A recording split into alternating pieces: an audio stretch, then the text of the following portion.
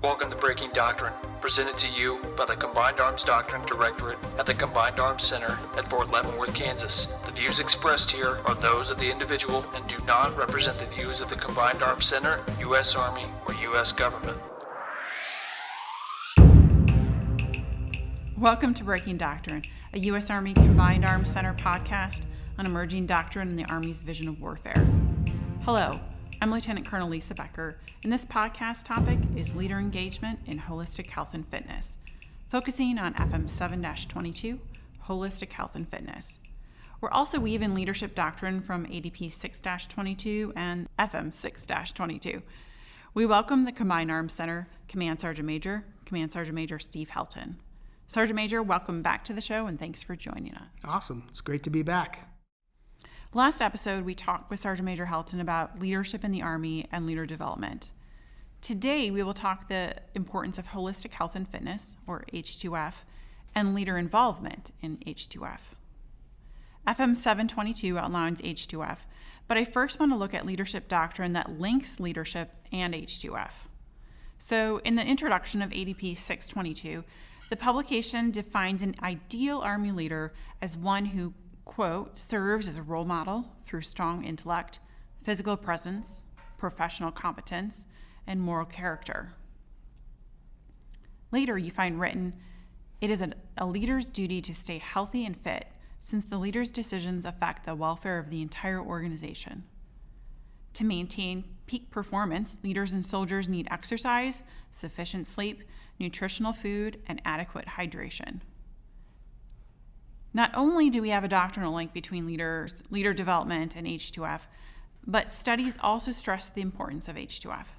So AUSA posted an article called Targeting Mind and Body for Soldier Readiness, where they stated specifically that leaders who embrace the importance of health, resilience, sleep, operational stress control, and family support result in better soldiers and ready units. So, Sergeant Major, with studies, evidence, and doctrine that point to the benefits of H2F, why do you think that we still hear skepticism when it comes to H2F implementation? I think, with anything that's new, I think that there's always going to be some level of skepticism. And I think in the space that we operate within H2F, that there's a whole bunch of different schools of thought within the science that produced H2F as a concept for the Army. So I think you're constantly going to have folks that are going outside of our doctrine 722 and then looking at videos and there are experts and scientists who have sometimes differing opinions about some of the things that we're doing in H2F in any one of those 5 pillars. So I think it's natural that there's going to be some skepticism, and also because it challenges our culture.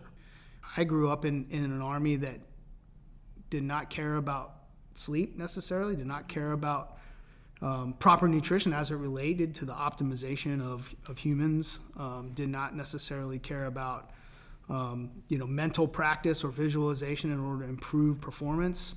These are all sort of concepts that culturally are probably hard for us to get around. When I mean culturally, like culturally as an Army, it's 1 million people, across all 3 compos. There's gonna always be in that group of people. I think there's always gonna be some folks who have a different idea about it, or a different opinion about it.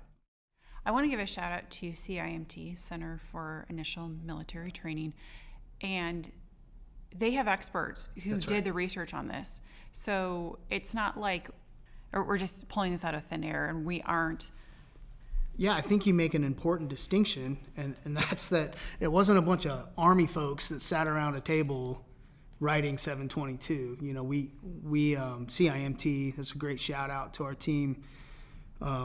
They solicited the work of leading scientists and experts in these fields, and in some cases, like Chapter 7, pose running method.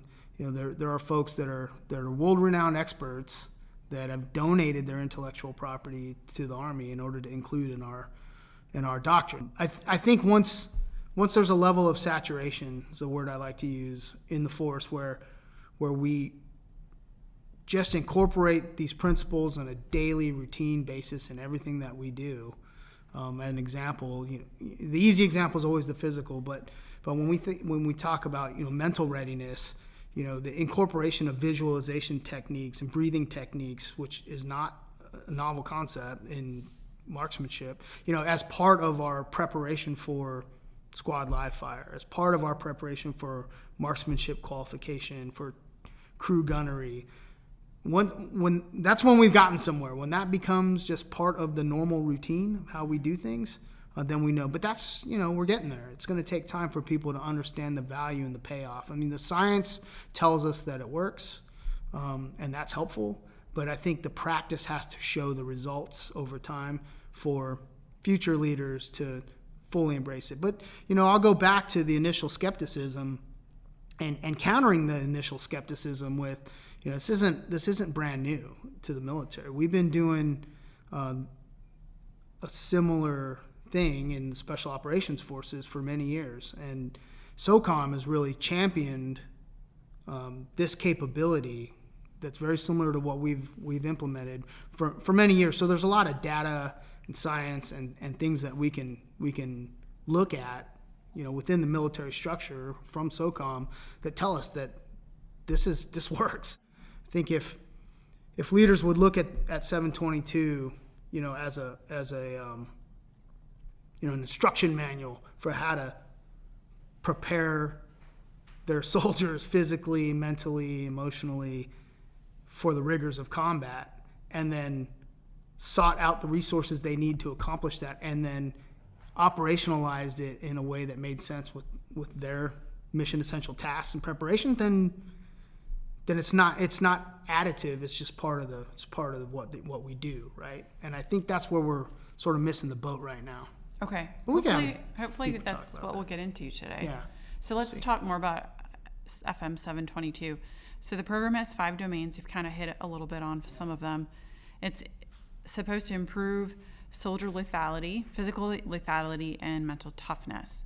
The 5 domains are physical readiness, nutritional readiness, mental readiness, spiritual readiness, and sleep readiness. So I think it's easiest for those of us in the Army to understand physical readiness and that domain. So I'd like to focus the conversation on the other 4 domains. And I also think that we should probably preface, we're not subject matter experts on this. We're practitioners. Yes. But not, we're learning just like everyone else, right? Mm-hmm. Yeah. So what domain would you like to start talking about? I want to start with the physical domain, even though Okay. you said not to. Okay. I mean, look, you make a great point, ma'am, and I appreciate it. And we do. We tend to overemphasize the physical domain because what we do is hard. It's hard work. It's physical work, right, for the most part. But what I think is important to at least hit on in the physical domain is that the science in that area, based off what we can read in the doctrine and studies that you can read, is that we're still learning new things about the human body. We're still learning new ways to optimize human performance in the physical space. And my observation, both in the operating force and out in the generating force, is that we are not using the information. The reality is, my observation is that it's only in exceptional units, with exceptional leaders who have already done the things that I want to talk about within their organizations. It's only in those type of units, which are the minority, where I think they're fully taking advantage of the physical aspects of 722 and what it lays out for us and how to build better physically capable. So when I say physically capable, I'm talking about physically capable to do all their hard physical jobs, but also more resistant to musculoskeletal injury, more resilient in the physical space. Which involves things other than, for example, it's not just doing more push-ups and doing more, it's understanding the benefits of mobility and agility, stretching. And we've always done those things, but 722 lays them out in a way that's a little bit different than we've done in the past. And then understanding the resources that we have available to help guide our leaders, in particular our NCO leaders, in how to develop those programs. And we call that programming in the physical space, right? How do we do physical programming? Well, I don't think we abdicate that responsibility to a physical therapist. I think, the physical therapist as part of an H2F team is a resource for leaders to help build good programs that actually get after the commander's intent on where they want their soldiers to be in the physical space. But I just think, we will miss out if we don't at least talk about how it's different. And at least since I got the mic, my observations on how we're doing it wrong, and haphazardly getting after PT. I mean, one of the fun things I get to do whenever I travel is just blend in with the formation. I do that. We're Army PTs, and I'll just show up at a formation, and I'll do whatever PT they're doing. Unfortunately, I would say 90% of those PT sessions that I've done like that have been spur of the moment, unplanned, uncoordinated. It's exercise and it's taking advantage of the time, but I don't think it's fully maximizing that dedicated hour and a half that we commit to the physical space every day. And we commit zero space to the mental. When you talk about mental readiness, I mean, we don't block out any time in the day for, mental practice, right? We don't maximize the opportunity to drive the physical optimization of our soldiers towards a goal or end state. In other words, I don't feel like it's planned. There's no test, like planned in, maybe an 8-week cycle, we're going to do an ACFT and we're going to assess, the efficacy of our physical program, right? In conjunction with the expertise of the occupational therapist, the physical therapist, strength and conditioning coach, and the athletic trainer. Because you'll have some athletic trainers and some strength and conditioning coaches. Now, that all being said, and maybe this is sort of my final comment on this, I guess, is not all units have these capabilities. And frankly, not even all units are going to ever have all those capabilities. But 722 lays out what we're supposed to be doing, just like the old PT manual lays out what you're supposed to be doing. And if that requires resources, and so I used an example earlier of really good leaders who do this in their units, and some of those don't have any H2F assigned capability, the team. But what they've done is they've leveraged available resources on their camps, posts, and stations, and they understand the methodology that's laid out in 722, and they're getting after it with what they can, and they're empowering leaders at echelon to do it that way. I will just say this: read 722. Don't wait for stuff. Don't wait to get fielded. Start executing the doctrine to the best of your ability, and take full advantage of that time that we set aside every day for our soldiers to do physical training. Which dimension do you want to talk about next? I don't know. What do you got next? I think we can talk about sleep. You want to talk about sleep? I like sleep a lot. Sleep is for the weak, ma'am. Right? That's what we always hear. Yeah, but that's kind of what I want to talk about is we hear that, but our brain needs sleep. Yes. The doctrine says,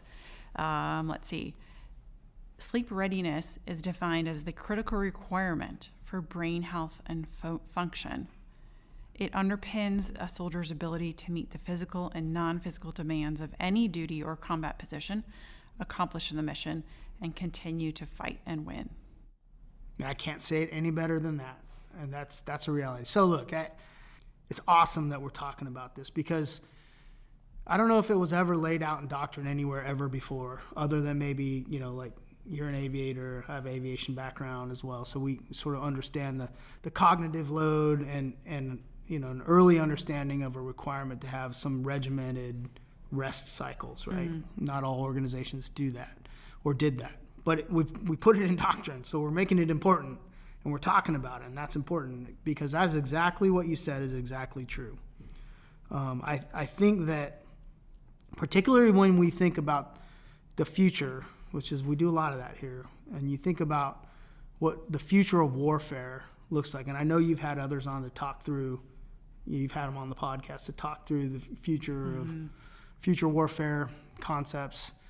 The pace, that it moves at, the requirements of individual soldiers in a increasingly lethal and observable battlefield, it's irrefutable that those requirements are going to be cognitively tasking. You're going to be mentally beat down. If you don't figure out in training how to organize, at least to recognize the risk of not doing it, organize sleep schedules to maximize the performance of your operators, then I think you're way behind the power curve.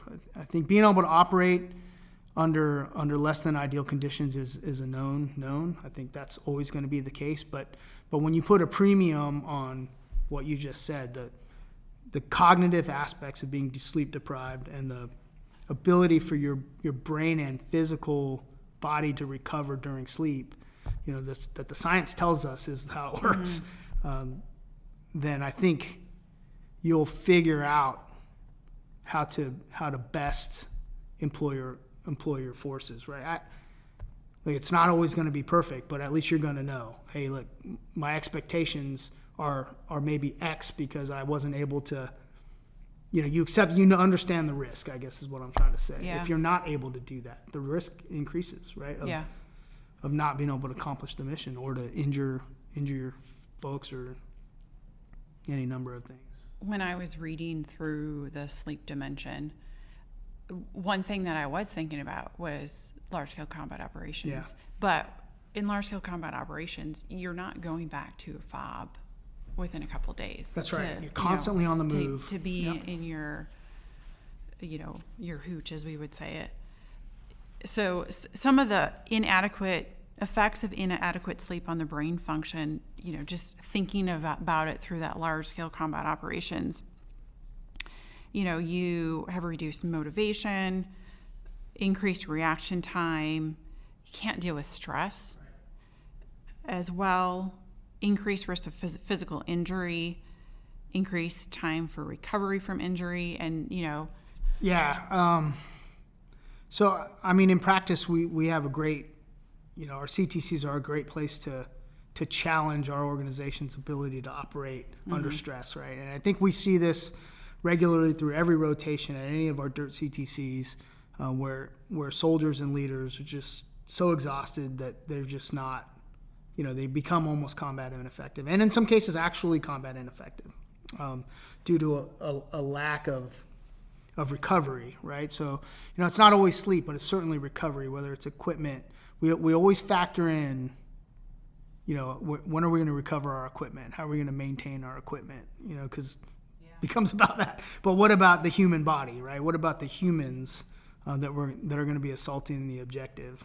And the reality is that it really is only now that I think we're putting words to our thoughts on, how to do that. It's never going to be perfect because the demands on our organizations in combat are incomparable, I think, to anything else. But that being said, there are some things that I think that we could do better as leaders. And, one of those things is, we've got to model those type behaviors. Yeah, definitely.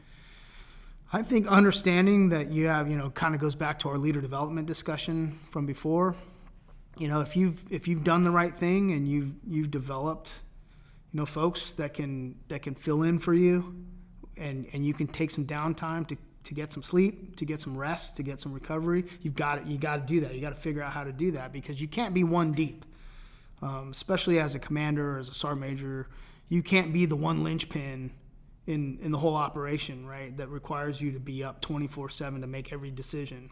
You've got to train and develop your organization so that you have some depth to be able to make good decisions and to continue to make good decisions over the long term, right? So maximizing that cognitive capability by just modeling the standard that you want your organization to do, and then understanding the risk of not doing that so that you can at least make decisions about what you're gonna do next or what you're capable of doing next. I don't know. I think it's critical. We got a lot of work to do. We got a lot of work to do to change the culture in this space on sleep. Yeah. Aviators get it. I think that's about it. I don't know. What do you think? Yeah, I can think of times when I was in non-aviation units, and I remember a leader who was so sleep deprived that really couldn't even, like, you could see him trying to form words and they just weren't coming out. Yeah. It was... I've been that guy. I've actually been that guy. So, I wouldn't have known it at the time.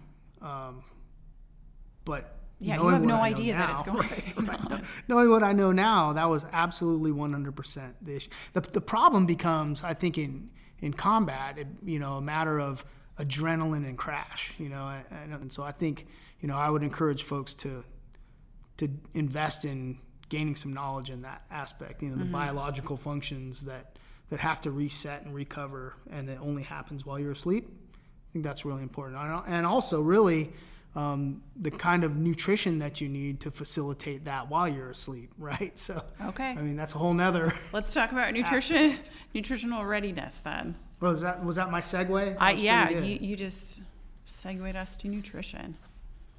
Okay, so nutritional readiness. I personally think the writers of FM 722 did a good job emphasizing that nutrition is not just calories in, calories out, which, it's true, but it's not everything. They talk about nutrition being about prevention, performance, treatment, and recovery. So can you expand on that view of nutrition, what it means to you, or what leaders should think about when it comes to that? Yeah, so in all transparency, my wife is an H2F dietitian, so she helps me understand, sort of at the tactical level, the operationalization of having a dietitian in your unit. But that being said, I think the Army has always kind of understood that the concept of, an Army moves on its stomach, right? We've always put a premium on hot chow in the field, hot chow for soldiers. That's a morale, but it's also, clearly, that's the fuel that we need for humans. But I think a deeper understanding that we gain through H2F and having a dietitian as an advisor that helps us operationalize those concepts. But the reality is, the better we do this, the more we'll think about things like, okay, if I need my organization to be ready at 90% capacity to do this mission, then you backwards plan from that, from a hydration and nutrition perspective. Then you're going to operationalize where you need to have chow, where you need to, whether it's field expedient chow, whether it's MREs, whether it's Gatorade or drip drop, and what the effects of those things are, and where you can maximize both hydration and nutrition given the time that you have in preparation for a mission. So I think there's a lot of work that we could do other than just make our dietitians the caretakers of the body fat program. You know what I mean? Oh, is that kind of... Well, that's my observation. In units that I visited that have an H2F team, the dietitian typically spends a lot of time really doing counseling for folks that have been, not met the height and weight standard or the body fat percentage standard, which is an important aspect. It's an important assessment of one's health. But I think where we miss the boat is how commanders and NCO leaders, mentor or coach their dietitian to help them understand where what they provide can enhance the operation, right? So operationalizing nutrition is, I think, a critical aspect of the future of our H2F capability. I think, and some of this I get from my wife, admittedly. She helps me understand these type things. Look, at the end of the day, that's a professional resource if you have it integral to your unit, or whether it's because it's available. There are dietitians at every camp posted station in the hospital or resilience center, or you know what I mean. Like, they're out there, and you have access to them. They can really help you understand what right looks like. As you said, calories in, calories out. It's a very simple.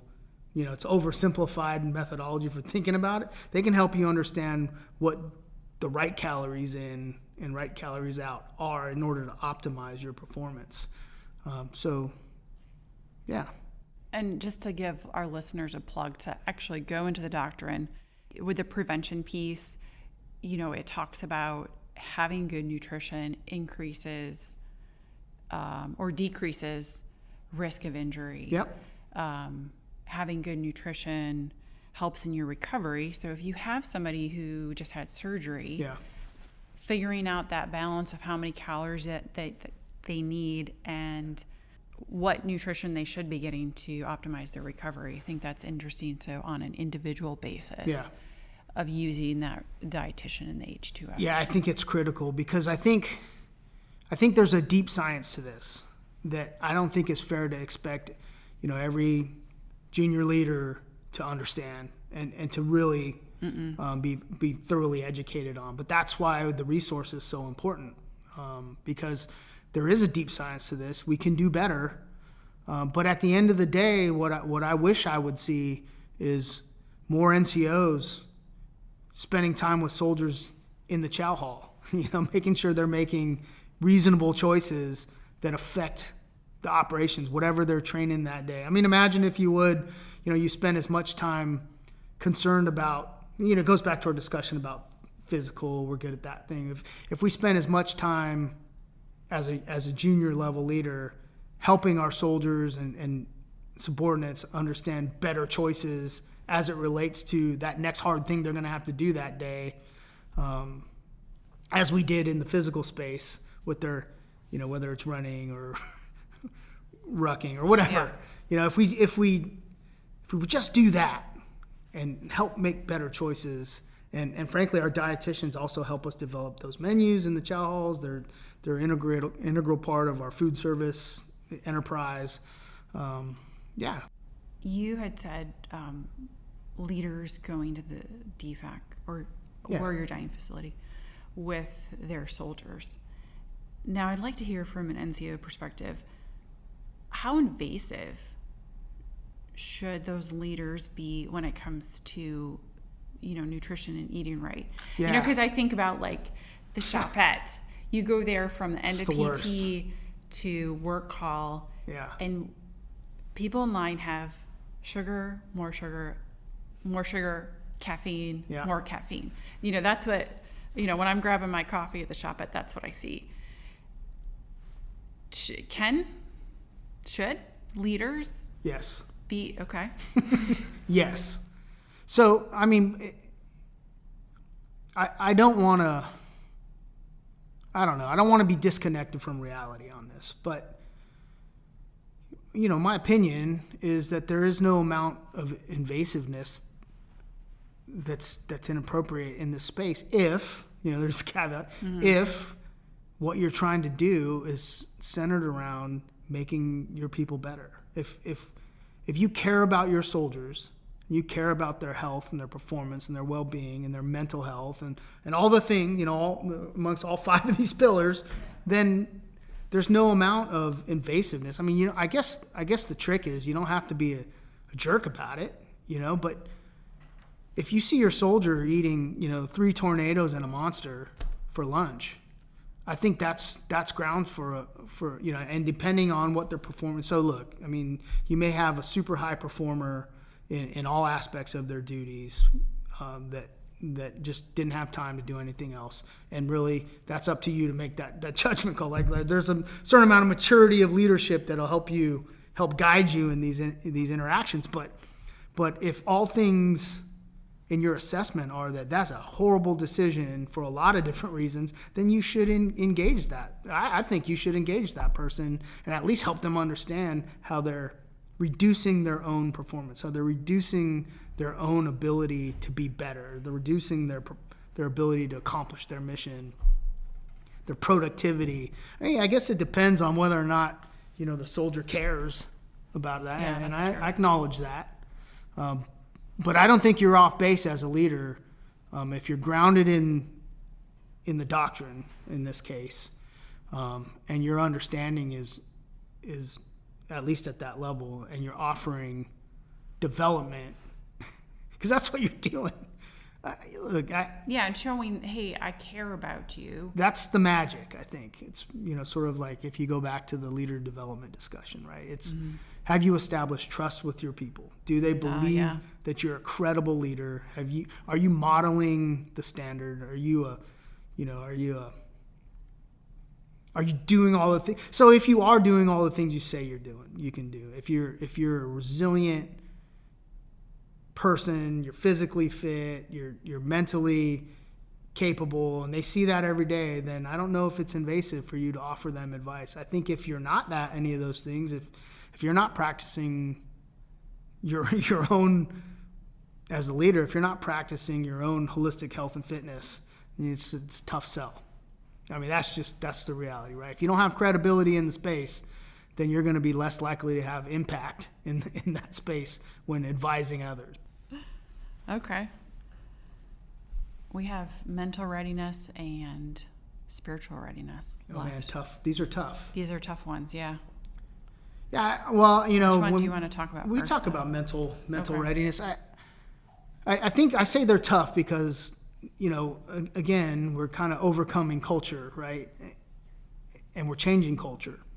And H2F is, in my opinion, is really transformational in this space, right? So there's plenty of science that says that visualization techniques matter and they work, right? I mean, professional athletes, special operators in the military, high-functioning, high-performing corporate leaders, corporate innovators, scientists, all use visualization techniques or mindful practice in order to enhance their cognitive ability, their creative thinking, and their performance. So, look, I don't know, what I've read says the brain doesn't know the difference between visualization and actual practice. Like if you can do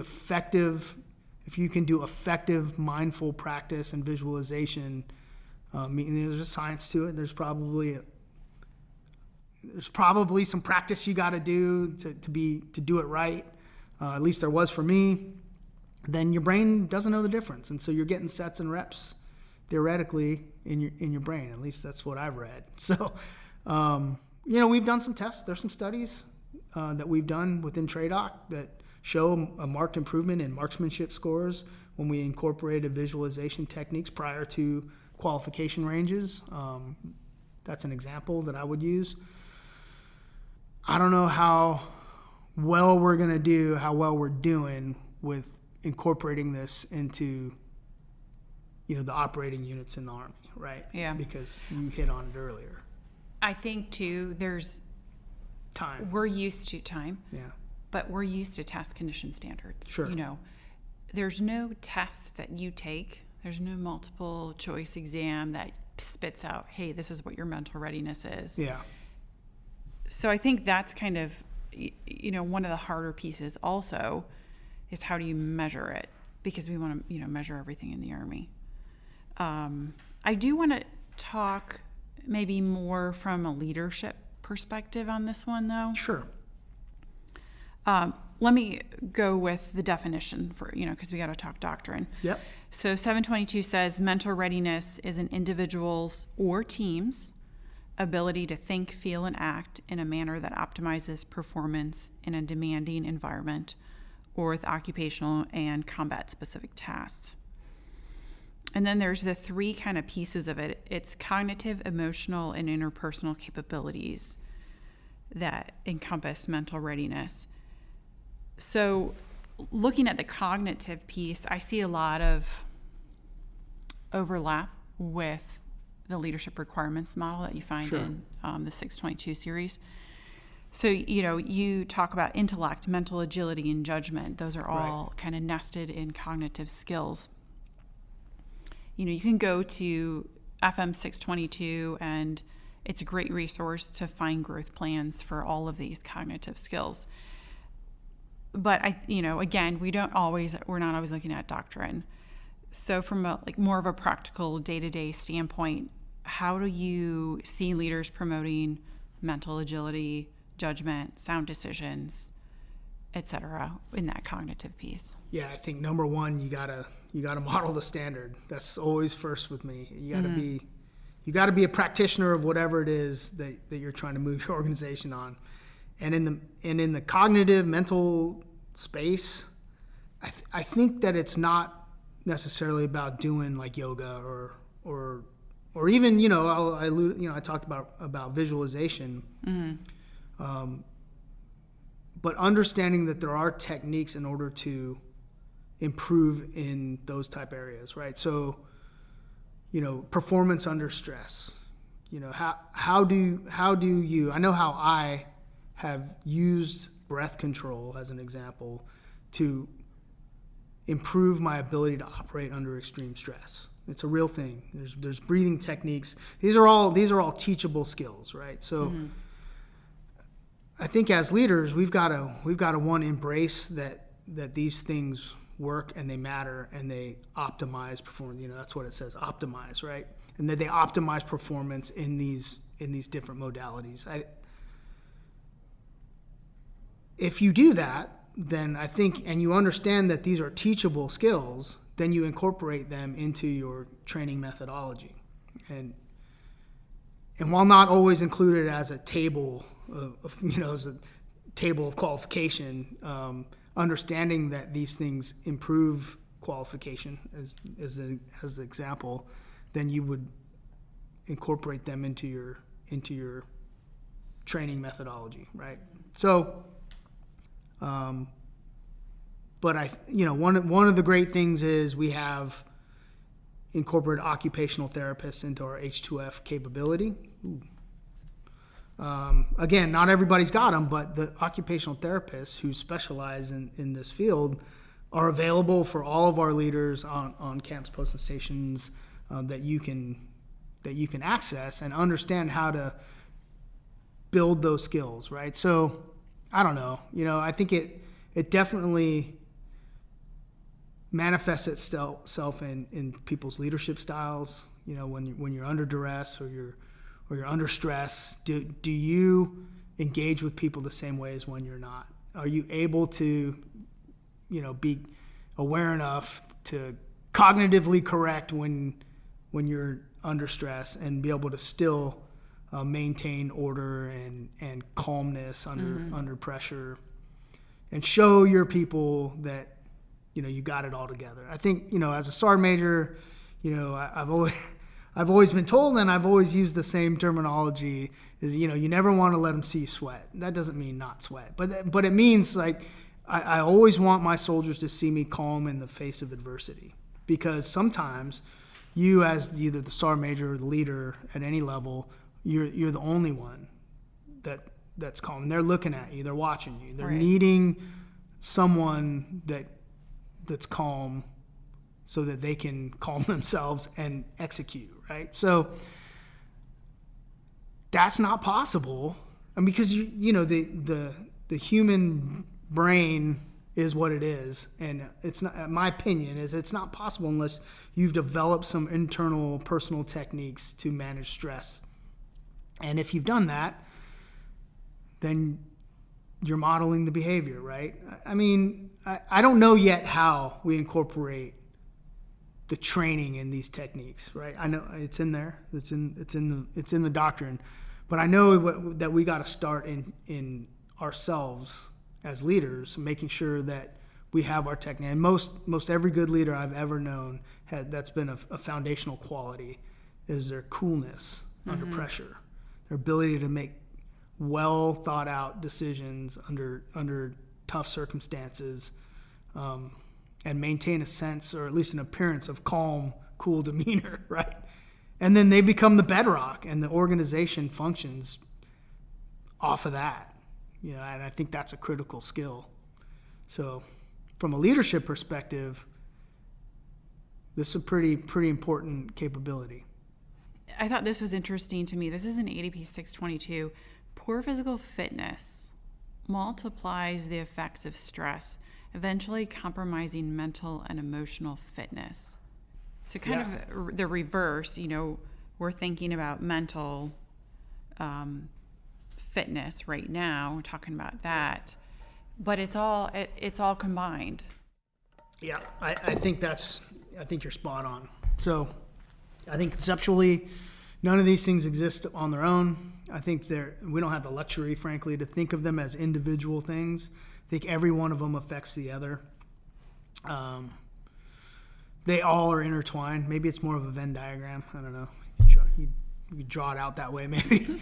But, one of the reasons why we spend so much time, I think, in the physical space, it's my opinion, is that because the physical overlaps into almost every other aspect of our duties and requirements as soldiers.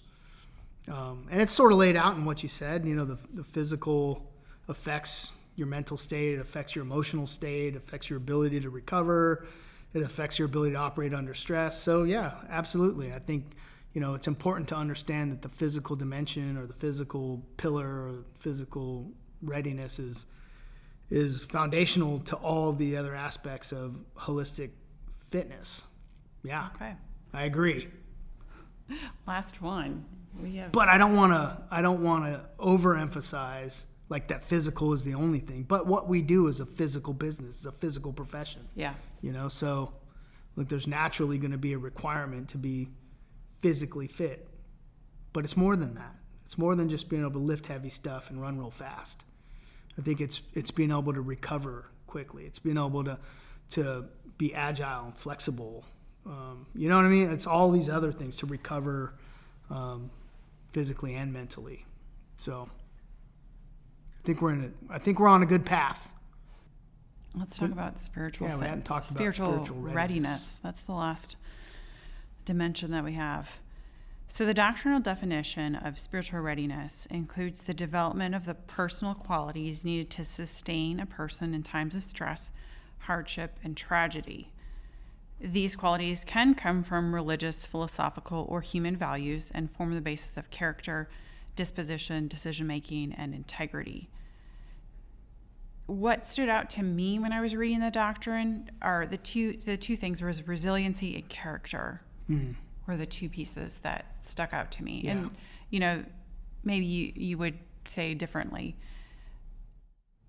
No, not differently. I think as we relate this discussion to leadership, the spiritual aspects that are defined in 722 absolutely overlay with our leadership doctrine. I mean, you got to believe in something, right? I mean, we spent a lot of time in the initial entry enterprise of the Army inculcating Army values. And the reason we have to do that, I mean, frankly, we all enter the Army from different places, different families, different values, different opinions. However you were brought up is what you come into the Army with. So you got to set a foundation, right? And I think that foundation is set through our Army values. So you got to believe in something. I believe that. I believe you got to believe in something. And if you believe in something that's bigger than yourself, then likely you're going to perform better and react better and recover better and be more resilient, I think, in the long run. I don't know. We're still trying to figure that out. How do we train resiliency? How do we train without catastrophic events? How do you train resiliency, right? How do we train people to be able to bounce back from adversity? And I think the foundation of that is having some spiritual foundation, whether it's religious or family or values-based. Either way, you've got to have some set of principles, I think, that guide you in your day-to-day life and everything that you do. Yeah. 722 says kind of that it's core beliefs, principles, ethics, morals that empower you. Yeah. I think that's kind of what you're saying, that foundation that empowers you. Yeah, well, and I think in our profession, it has to be universal. Like, we all have to be working off the same set of values, right? As a profession, which we are, then, the core values starts there, and then, it hopefully those core values also interlace with your own personal and family values, morals, that then drives, I think, your character, and then ultimately the decisions you make under difficult circumstances that affect people's lives. We talked about in the last podcast, we talked about the circumstance, it's life and death, right? Mm-hmm. So, you can't make those decisions without a strong foundation in belief in something greater than your own selfish interests, I guess. I don't know if that makes sense, but I think there's a critical aspect to H2F that's often overlooked because we look to our chaplains and other resources to really help us understand the spiritual domain, and I think that's important. I think we got to do a better job of incorporating our chaplains into the H2F proper. When we talk about H2F, if the spiritual readiness pillar or domain and they're all equally important, then I think our chaplains have to be a part of that H2F capability, if you will. Chaplains are always, in my experience, have always been an important part of every organization I've ever been in and continue to be. And frankly, as a sergeant major, I often find myself spending meaningful time with the chaplain as we sort of think and concern ourselves with similar things as it relates to soldiers, wellness, and the capability and health of our soldiers. So that relationship sometimes becomes symbiotic between sergeant major and chaplain. Different perspectives, but we're looking at the same things in conjunction. So I think that we got to get our chaplains more involved in H2F, specifically as part of the holistic health and fitness program, but in addition to all the other things that they do for our organizations. I want to talk about back to the resiliency piece. So I think that both you and I could say, hey, that's a resilient person. We look at somebody and say the way they handle stress, they're calm or cool under pressure, or they've gone through these really tough situations and again, they're staying calm and cool. Yeah. So that's on an individual piece, but we talk about resilient organizations. So how do you think you can identify a resilient organization? What does that look like to you? There's lots of metrics we could look at. I don't want to oversimplify it, but in the past we always look at things like retention rates or DEOC surveys. There's a lot of different tools that we use professionally to try and assess the health of our organizations. And that's what's hard, I think, about this is because you want to go straight to metrics. Well, yeah. Because how else do you, yeah, assess the resilience of an organization? Maybe this is the question: does an organization respond to tragedy in a positive or in a negative way? We saw a lot of those type of situations, in the last 20 years of persistent conflict where organizations suffer losses and then got to get right back in the fight.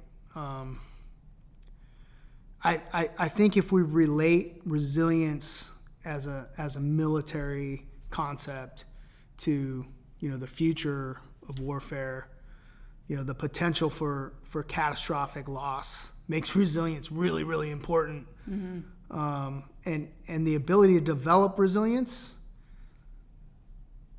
I think, is founded in the same things that we talk about when we talk about building good military. We talk about building trust, developing leaders, empowering leaders, all the same things that we talk about when it comes to building quality organizations and leader development from our last conversation, I think apply in this case to building resilient organizations, because one thing can't tear down the whole organization. You got to be able to bounce back from tough situations and loss. I think my experience is if my soldiers knew that I cared about them, that I genuinely cared about their well-being, their welfare, then those type of things improved. Whether we had, a suicide or an accidental death or a death in combat, having leaders that care, that that are also resilient, that understand how to communicate to their organizations effectively and guide them through challenging situations so they get back on track. And then, hey, I guess at the end of the day, you've got a rep in, right? I mean, I don't know what the answer is, but I know that for sure resilience in an organization is built through leadership, and it's probably, you got to have some sets and reps of challenge, right? So you've got to push your organization to do hard things, to train hard. I'm not saying like deaths or, but like just forcing your organization to do hard Army stuff, to get back to the basics of being able to survive in the field and operate under challenging conditions builds resilient organizations. That's my opinion. I think we got to train hard in practice. We got to train hard in garrison so that, when combat comes, we're ready for it, right? I mean, yeah, we haven't had a lot of discussion, I guess, in the resilient space as it relates to, like tough, realistic training. But I think that's the foundation of organizational resilience in the Army is tough, realistic training, like getting back out after the basics, practicing, hard field craft, doing without, having a little bit of privation, like living in a tent or in a hole in the ground for a couple of days, and doing what you do builds teamwork, builds trust, and ultimately, I think, builds resilience. So that's a lot of words to get to that. But I think what you were just saying is back to the Venn diagram per se of H2F. So you're building, when you're doing those tough things, it's not just spiritual readiness, it's also mental. You're practicing your sleep. Yeah, or not. Or not. Physically, and then nutrition's in there too. Yeah, I mean, it's been my whole career. The best stories I have are stories when things were hard, when it was tough, when we were either deployed somewhere or in training somewhere. I guess it goes back to the conversation about how corporate America does team building. Like they take people out and they make them suffer together. And the shared suffering builds a camaraderie. I believe in that. I believe that to be true. If you train hard and you drive your organization hard, but with a thoughtful understanding to what it takes to recover the soldiers and their equipment and their families, then you build the type of organization that is resilient because they bond and they're reliant on each other for support, and they take care of one another. They look out for one another. They accomplish all these other things that we've talked about because they care about one another, as opposed to, hey, it's my job to tell you what to do. Sort of like that discussion we had about, how invasive should you be? Well, again, I think it's not invasive when there's stress, especially at the, again, I keep going back to the lowest tactical level, but young NCOs with their soldiers, the best ones I've ever seen are ones that have genuine care and rapport with their soldiers. And then it's not invasive when you say, hey, buddy, that's not doing you any good, man. I want you to be better. You want to be better. You know what I mean? Yeah. That's a resilient trait, I think. Okay. Last thing I want to talk about is time, priorities, balance. So I'm going to throw in some FM 7.0. Fun. Yeah, my favorite. It talks about leaders fostering a culture of holistic health and fitness in FM 7.0. Yeah. It talks about H2F being an individual task alongside Army warrior training, weapons training. So what perspective should leaders take on finding time to cultivate the individual training of H2F while balancing collective tasks, getting after the unit's METs, which are often, those METs, that's what people see. Yeah, it's like the report card, right? Yeah. So what's that balance, do you think? Oh, I don't think it is balanced. That's my going in on this. I think, one, you're going to hear over the coming years.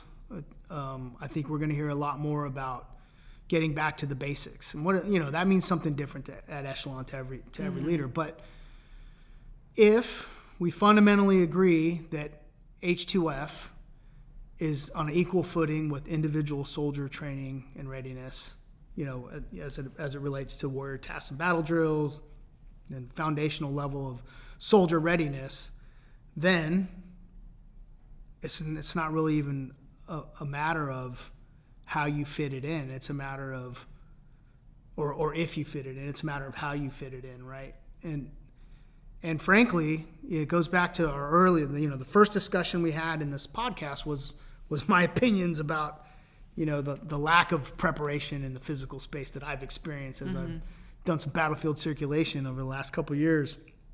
We got to stop winging it. We've got to maximize the time that we're dedicating to these things. And the easy discussion is in the physical space because, frankly, we allot time every day for every soldier to do physical training. And if we don't plan that physical training with the same level of effort and resourcing that we do a collective event, then we'll never get the results that we need to get in order to enhance the collective events later on. So I have a theory about how we plan and train organizations, really up to the brigade level, and how that relates to individual skills. And so, when I was a division CSM, it was pretty obvious to me that in our semi-annual training briefs to the division commander that there was not adequate time for the non-commissioned officers to clearly articulate their ability to meet the individual crew small team training requirements that nested with those clearly depicted collective events on the training calendar over the next year as it led up to either deployment or to CTC rotation as like a culminating event, right? But we had to have that discussion. And I'm not saying that what I did was right or anything. As a technique, I just decided that I needed to have that same discussion, but at a lower tactical echelon than that, in order to make sure that our non-commissioned officers were able to clearly articulate the risk of doing or not doing something at the individual crew, small team level. Because you can't mortgage, well, you can. Actually, frankly, you can. You can mortgage all of that due to time and only get after collective events starting at, like squad live fire maybe. But if you do that, it's obvious that you're not going to perform at a level that you might expect, and you may not achieve, a trained status in that task, right? So, look, I don't think it's a balance. I think that there has to be an unbalanced focus, maybe moving forward, in truly getting after the individual soldier readiness, whether that's a technical skill set within, depends on the warfighting function or MOS, or whether it's individual soldier tasks. Every soldier's got to be fundamentally trained to a certain level before you move on to the next thing, because you end up performing. It's obvious, right? You end up performing at a lower right. capability the more you undo the stuff before then. If you try and balance equally the amount of time you spend at the squad that you do at the the brigade staff level, then you're going to end up, there's not going to be enough time to build the foundational building blocks. So as that relates to H2F, we got to get serious about H2F. We got to get serious about 722. We as leaders have got to dig into that doctrine and understand how to implement. It's directive in nature. You've got to implement that into our training methodologies and just make it the way that it is. Because your performance, if theoretically it's all sound, right, then the performance at every echelon, whether it's the individual, the squad, the platoon, company, and beyond, will improve because of that investment of time in those foundational things. So I think H2F is foundational. I think it's critical. I truly believe that it's transformational. We have already studies in the Army that are showing improvements in things that are measured, like harmful behaviors are reduced in units that have H2F capabilities, as an example. We got to do it. We just have to make sure we focus on these things in order to be, maybe you only get to the company level of collective training but you're going to be dang good at it, I think. And I think that most senior leaders, I think I'm parroting what I hear most of our senior leaders saying, and that is, focus on the fundamentals, focus on the basics, and we'll underwrite, some of those other, exquisite capabilities at the higher echelons. That's what we said at the division level. So, again, I guess the end of my story, I dragged all the sergeant majors and first sergeants into what we called a pre-SATB, and I forced them to actually have to overlay the individual, the crew, and the squad training requirements with the training plan that their commander was going to lay out and talk us through what we were going to be able to get done with the resources we had. And what the real readiness picture looked like. And doing that, at least in the meeting when the sergeant major would get, the battalion CSM would get 5 minutes to talk about sergeant's time training. At least he didn't even need that 5 minutes. A thumbs up. All the commanders knew that we had just spent 3 or 4 hours talking through these requirements, and that we're all in unison on, where we were accepting risk, or where we were advising our commanders that they were accepting risk in doing or not doing some of the things that we know have to get done. I wish we didn't have to make that value proposition, but I think we got to be realistic. Every commander's got to make that decision at echelon on what they are or are not able to accomplish. But I don't think that we can mortgage the individual capabilities of our soldiers and their training requirements in order to get there, which includes H2F. Is there anything else you'd like to add? Parting thoughts? No, so like last time, I just appreciate the opportunity to talk about this topic in particular. I asked to talk about this topic. I think it's really important. I think we've written, a great book. Not we, but we, the collective we, the experts and the scientists and all the folks that contributed to 722. What I hope is, hope's kind of weak, but I'm going to use it anyway because in context, I'll try and make it make sense. What I hope is that in practice, we'll help inform the constant adaptation of that manual, because I think there's a lot of emerging science and technology in this space that if we're not on top of it, we'll lose the ball, and then we'll become irrelevant in that manual, in that space, right? And I think that it's critical that we get and continue to get the feedback from the operating force as it relates to the efficiency or efficacy of H2F in action, right? Because that's got to shape the way we move forward. I think we can't just rest on, okay, we got a great book, we've got capabilities fielded to the force, we've got a new PT test. I think we got to figure out how, and this is probably the work of those brigades that have H2F teams. We got to be able to quantify those results and provide that feedback to the Army to make sure that we're moving in the right direction. And where things change, we need our experts within our military enterprise, our dietitians, our medical professionals, our physical therapists to help us stay engaged with the most current science so that we can continue to update our manuals, particularly 722, with the most recent, most current knowledge and information. Great. Thanks for coming on the show today. Yeah, it's been fun. Just like writing new doctors in a team effort, breaking doctrine takes a team. Without the crew and special doctrine division here at CAD, we wouldn't be able to bring you the show. Our production is coordinated by Mr. Ted Crisco, and our editing and sound is provided by Captain Wyatt Harper and 29 Pixels. Please don't forget to subscribe on Google, Apple, or Spotify podcasts, and follow us on social media at U.S. Army Doctrine to get updates on new podcasts, Doctrine Digest videos, and publications.